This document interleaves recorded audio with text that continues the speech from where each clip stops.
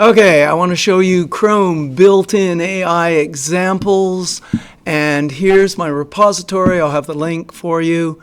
There are a few more demos. There's the main index, and then there are all these individual demos. You can get to them just down there.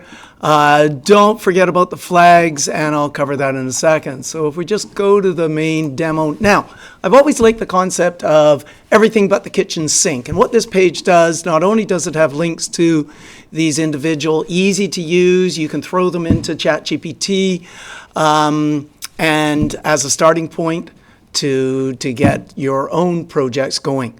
But let's just cover this thing, the flags.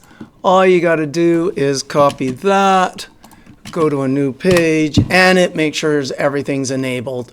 That should be enabled. It also has a bunch of other stuff, but these are all enabled properly. So this everything but the kitchen sink page talks about those flags things. And then here's the main part of it. You can check availability, get the parameters, but here we create the session. And the first time you do this, it's going to take a while to download. You can also notice this thing is still grayed, so you can create the proofreader session. Let's go in this step. So write a short. It's got a test one, and this is just to see if everything works. So yeah, that worked totally fine. Here's streaming, making a web page. I really should pause till this is done. Okay, so that generated it. I'm going to view the HTML, just the HTML part. I'm going to render it, and there we go.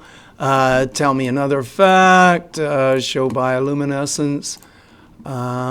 Anyway, it generated a web page. Pretty cool there. I'm going to skip there, summarize. And what this page is doing is it's just checking that everything works. That was nice and fast. I am on a pretty darn good computer here. There, that one was pretty fast. You can make that bigger so you can see it. The rewriter. Rewrite the following sentence to sound more exciting. Cool. And the proofreader, I seen him yesterday at the store. I saw him yesterday at the store. The interesting one here is the multimodal. And okay, so in multimodal, I can input a file. Let's just see what this is. There, it's got a bunch of writing, and then get it to describe it. And it didn't like that. Interesting. Let's try another one.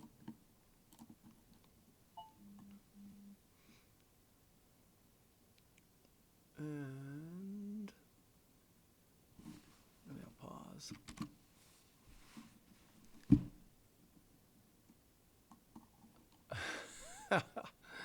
Okay, let's try another one. YOLO. There's text only. Interesting. Okay, let's try the audio. And here's what it says. Let's go, class. Let's get some work done. We're doing really great today. And then it can describe it or transcribe it. Let's go, class. Let's get some work done.